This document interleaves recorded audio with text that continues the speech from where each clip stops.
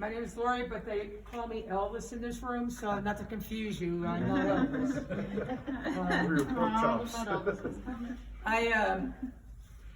I was married to Lori. We were together for 7 years. She's a beautiful, smart, talented, funny, quirky. Had a really wonderful life with her. We took different roads, of course, and that was okay, because we always stayed in touch with each other, somehow, some way. I don't know, the universe, we would bump into each other. You know?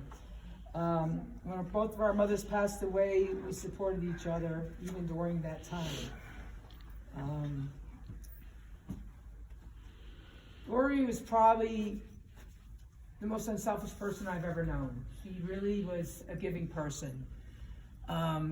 We would walk down the street and she'd see a person with a working dog and she would just bawl, cry. That's the kind of soft person she really was.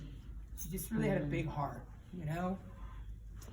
And the other day, you know, I was asking God, let me know where she's at, man, you know? Because she gave me my sign with my mother when she passed away. I was so mad.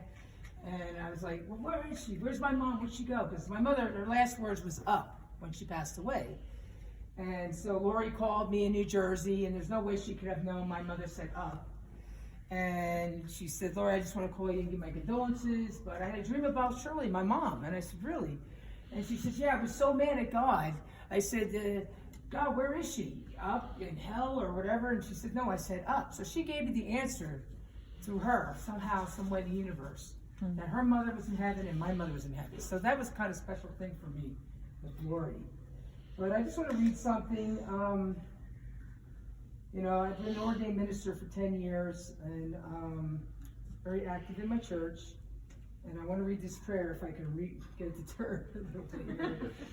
A prayer for comfort and strength for everybody in this room that knew Lori and loved her in their own special way. Everybody had a different relationship with her and had different experiences.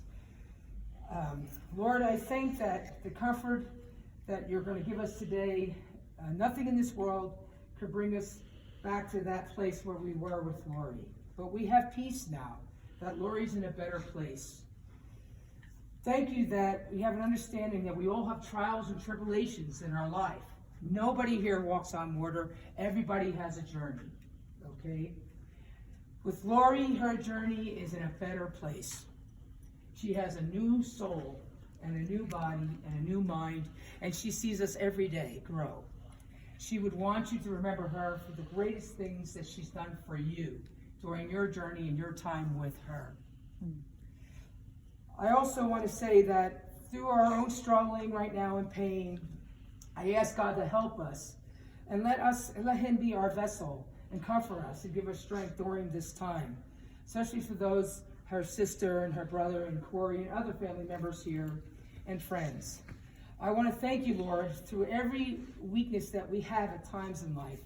We know we can go to you and be in a place. I believe Lori was with God when she left, because God said, it's time. You spent your time here, Lori. I need you now to do other work. And I believe she's up there with Shirley, probably doing some kind of work.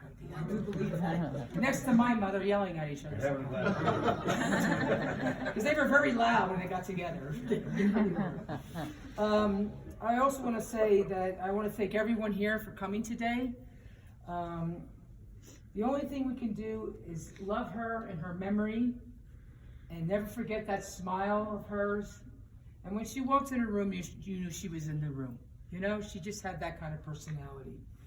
And also, folks, just have the power of God's strength in you, because you know someday we're all going to meet him. Whether you believe in him or not, universal God, the power of somebody you're going to meet. And it's going to be peaceful. It's not a bad thing. It's a good thing, regardless. So I love you, Lori. God bless everyone here, and thank you for having me speak. And Lisa, if you would like to come up and say a few words, that would be great. Thanks.